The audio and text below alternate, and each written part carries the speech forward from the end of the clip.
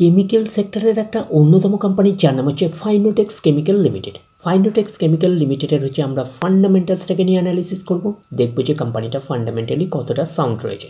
তো আমরা চলে আসলাম ফান্ডামেন্টালস পার্টের হচ্ছে ফার্স্ট পার্ট হচ্ছে ব্যালেন্স শিটে, দেখবো যে ব্যালেন্স শিট কতটা সাউন্ড রয়েছে।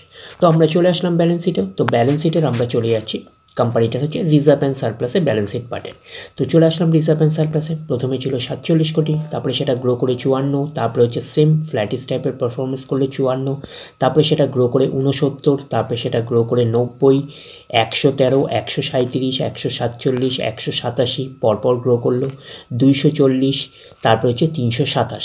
তো পরপর কিন্তু গ্রো করছে, আমরা এইটুকুনি বলতে পারি। 327-এর পরে সেটা আবার গ্রো করে 425, তারপরে হচ্ছে 666। তাহলে দেখে কেউ বুঝতে পারছি রিজার্ভ অ্যান্ড সারপ্লাসের মধ্যে আমরা পাচ্ছি কনসিস্টেন্সিও পাচ্ছি, প্লাস কিন্তু গ্রোথ পাচ্ছি। এটা কিন্তু কোম্পানির ক্ষেত্রে একটা পজিটিভ সাইন। তো এটা থেকে একটা আমরা ওভারভিউ পেতে পারি যে নেট প্রফিটের মধ্যেও কনসিস্টেন্সি প্লাস গ্রোথ থাকার পসিবিলিটিস অনেক অংশে রয়েছে।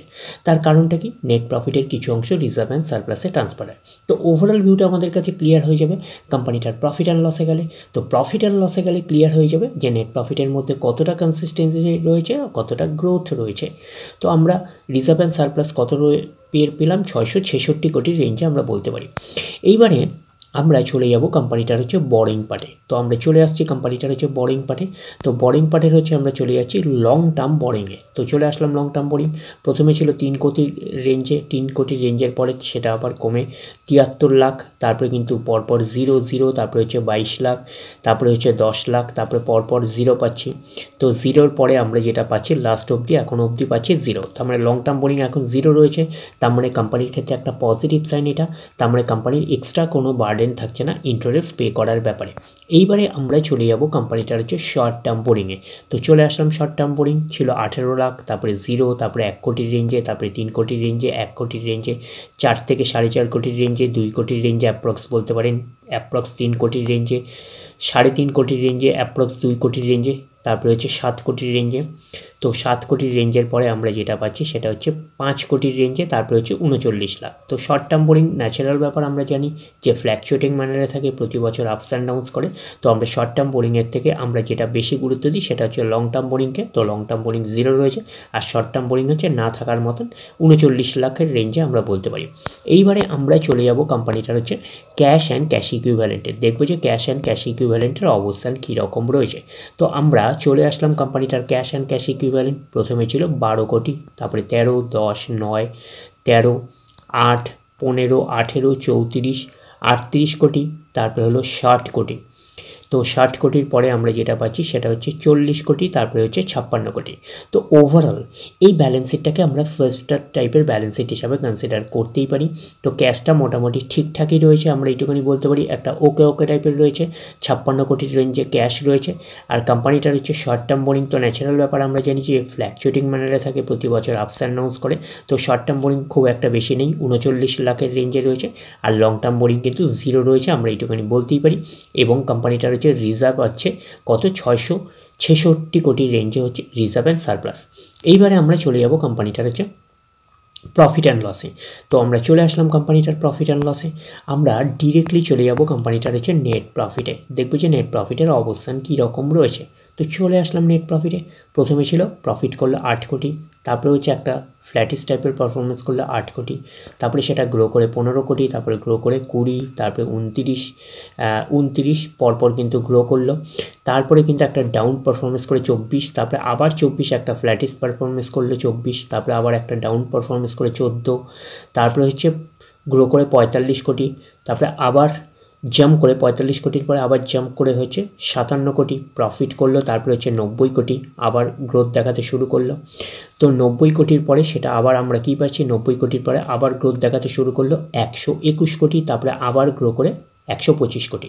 তো ওভারঅল আমরা কী দেখতে পাচ্ছি, তো ওভারঅল কিন্তু নেট প্রফিটের মধ্যে আমরা যদি দেখি যে প্রথমের দিকে কিন্তু একটা আপস অ্যান্ড ডাউনস ফেজ ছিল, বাট লাস্টের দিকের আমরা যদি দেখি তাহলে লাস্টের দিকে আমরা কী পাচ্ছি, একটা কনসিস্টেন্সিও পাচ্ছি, প্লাস কিন্তু গ্রোথ পাচ্ছি, আমরা এইটুখানি কনসিডার করতেই পারি। এবং প্রথম দিকে একটা ফ্ল্যাটিস টাইপের পারফরমেন্স করেছে ম্যাক্সিমাম জায়গা আমরা দেখেছিলাম নেট প্রফিটের মধ্যে।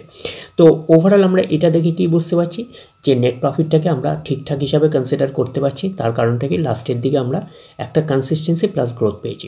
তো রিজার্ভ অ্যান্ড সারপ্লাস থেকে একটা আমরা ওভারভিউ পেয়েছিলাম যে নেট প্রফিটের মধ্যে কনসিস্টেন্সি প্লাস গ্রোথ থাকার পসিবিলিটিস অনেক অংশে রয়েছে। তো নেট প্রফিটের মধ্যে আমরা কনসিস্টেন্সিও পেয়েছি প্লাস কিন্তু গ্রোথ পেয়েছি। তো ওভারঅল আমরা এই প্রফিট অ্যান্ড লসটাকে কিন্তু 5 স্টার টাইপের প্রফিট অ্যান্ড লস হিসাবে কনসিডার করতেই পারি। তো এইবারে আমরা চলে যাব কোম্পানিটার হচ্ছে শেয়ার হোল্ডিং প্যাটার্নে, দেখব কার কী অবস্থান রয়েছে। তো আমরা চলে আসলাম কোম্পানিটার হচ্ছে শেয়ার হোল্ডিং প্যাটার্নে। তো শেয়ার হোল্ডিং প্যাটার্নে আমরা চলে আসছি প্রোমোটার মিনসকে কোম্পানির ওনার কত পার্সেন্ট স্টেক হোল্ড করে রয়েছে, 62.88%। FIS ফরেন ইনস্টিটিউশনাল ইনভেস্টার রয়েছে 3.28%, আর DIS আছে ডোমেস্টিক ইনস্টিটিউশনাল রয়েছে 3.63%, আর পাবলিক রয়েছে 30.20%। তাহলে এইটুকুনি বলবো প্রত্যেকেরই কিন্তু কম বেশি ইনভলভমেন্ট রয়েছে। তো প্রোমোটার ম্যাক্সিমাম স্টেকই হোল্ড করে রয়েছে 63%-এর কাছাকাছি, আর বাকিটা 30%-এর মতন পাবলিক।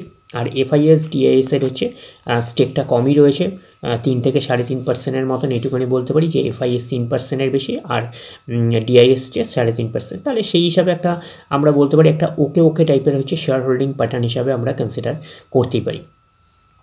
তো এইবারে আমরা কোম্পানির নাম অলরেডি আপনাদের বলা হয়ে গেছে যে ফাইনোটেক্স কেমিক্যাল। এই কোম্পানিটা হচ্ছে কেমিক্যাল সেক্টরের একটা অন্যতম কোম্পানি।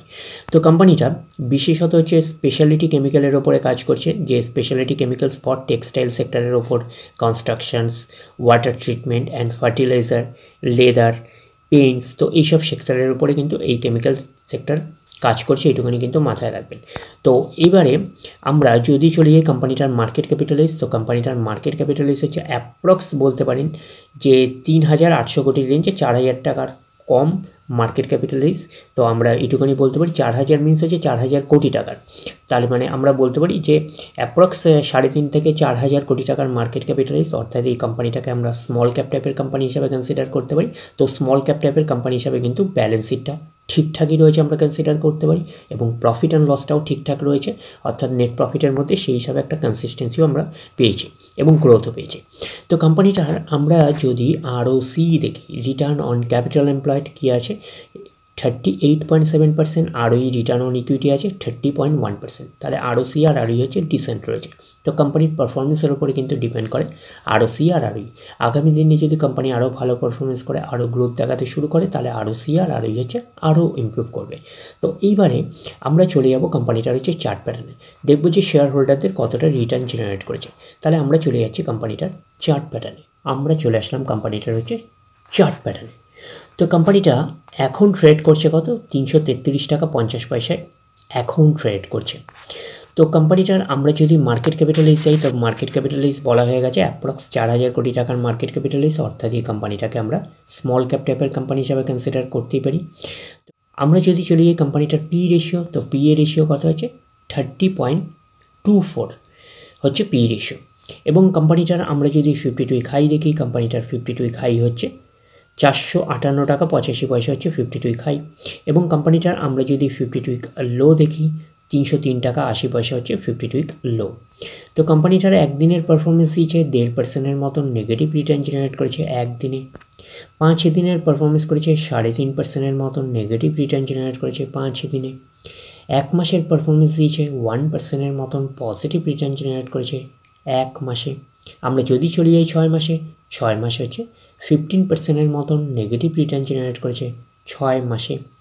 1 জানুয়ারি থেকে পারফরমেন্স করেছে 9.5%-এর মতন নেগেটিভ রিটার্ন জেনারেট করেছে 1 জানুয়ারি থেকে। 1 বছরে দেখি কীরকম পারফরমেন্স করেছে, 4.5%-এর মতন নেগেটিভ রিটার্ন জেনারেট করেছে 1 বছরে। তো ন্যাচারাল ব্যাপার, আমরা জানি যে শর্ট টার্মে সেভাবে ওয়েলথ ক্রিয়েট হয় না স্টক মার্কেট থেকে, যত লং খেলবেন স্টক মার্কেটে তত হচ্ছে ওয়েলথ ক্রিয়েট হয়। তো এখন দেখার বিষয় কোম্পানিটা কি লং টার্মে ভালো পারফরমেন্স করেছে, লং টার্মে কি শেয়ার হোল্ডারদের ওয়েলথ ক্রিয়েট করে দিয়েছে, সেটাই কিন্তু এখন আমাদের দেখার বিষয়। তাহলে আমরা চলে যাচ্ছি কোম্পানিটার 5 বছরের চার্ট প্যাটার্নে। তো 5 বছর পারফরমেন্স করেছে 1180%-এর মতন পজিটিভ রিটার্ন জেনারেট করেছে 5 বছরে। তো 100% মানে ইনভেস্টমেন্ট ডবল। তো ইনভেস্টমেন্টকে আমরা এইটুখানি বলতে পারি যে 13 গুণের প্রায় কাছাকাছি কিন্তু করে দিয়েছে 5 বছরে। তো 5 বছরে কিন্তু হিউজ ওয়েলথ ক্রিয়েট করে দিয়েছে শেয়ার হোল্ডারদের, আমরা এইটুখানি বলতেই পারি। এইবারে আমরা চলে যাচ্ছি ম্যাক্সিমাম চার্ট প্যাটার্নে। তো ম্যাক্সিমাম চার্ট প্যাটার্ন হিসাবে পারফরমেন্স করেছে 1313% মতন পজিটিভ রিটার্ন জেনারেট করেছে অল টাইম বা ম্যাক্সিমাম। তো কোম্পানিটা লিস্টেড হয়েছে কবে? 2015-এ। তাহলে 2015 থেকে এখনও অবধি রিটার্ন জেনারেট করেছে 1313% মতন পজিটিভ রিটার্ন জেনারেট করেছে অল টাইম বা ম্যাক্সিমাম। তো ম্যাক্সিমাম চার্ট প্যাটার্নটা কিন্তু লেফট টু রাইট ওপরের দিকে মুভ করছে। তো সেই হিসাবে কিন্তু একটা ডিসেন্ট টাইপের চার্ট প্যাটার্ন হিসাবে আমরা কনসিডার করতেই পারি।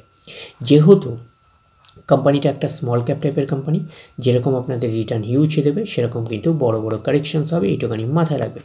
তো এইসব জায়গায় যদি আপনারা এক্স্যাক্টলি ক্যালকুলেশন করে দেখেন দেখবেন বড় বড় কারেকশনস রয়েছে। তো স্টকটার নেচারই এরকম। তো ওভারঅল আমরা ফাইনোটেক্স কেমিক্যাল এই কোম্পানিটাকে নিয়ে ফান্ডামেন্টালি অ্যানালিসিস করে একটা ওভারভিউ পেলাম। এই কোম্পানিটা একটা স্মল ক্যাপ টাইপের কোম্পানি। তো স্মল ক্যাপ টাইপের কোম্পানি হিসাবে কিন্তু এই কোম্পানিটাকে আমরা ফান্ডামেন্টালি সাউন্ড কোম্পানি হিসাবে কিন্তু কনসিডার করতেই পারি। তো ডিরেক্টলি গিয়ে জাম্প করে বাই করবেন না, ফার্দার স্টাডি করবেন। আফটার দ্যাট হচ্ছে আপনারা ডিসাইড করবেন এই স্টকটা বাই করবেন কি করবেন না। তাহলে এই অবধি, নেক্সট ভিডিওতে আবার আপনাদের সাথে আমার দেখা হচ্ছে। ধন্যবাদ।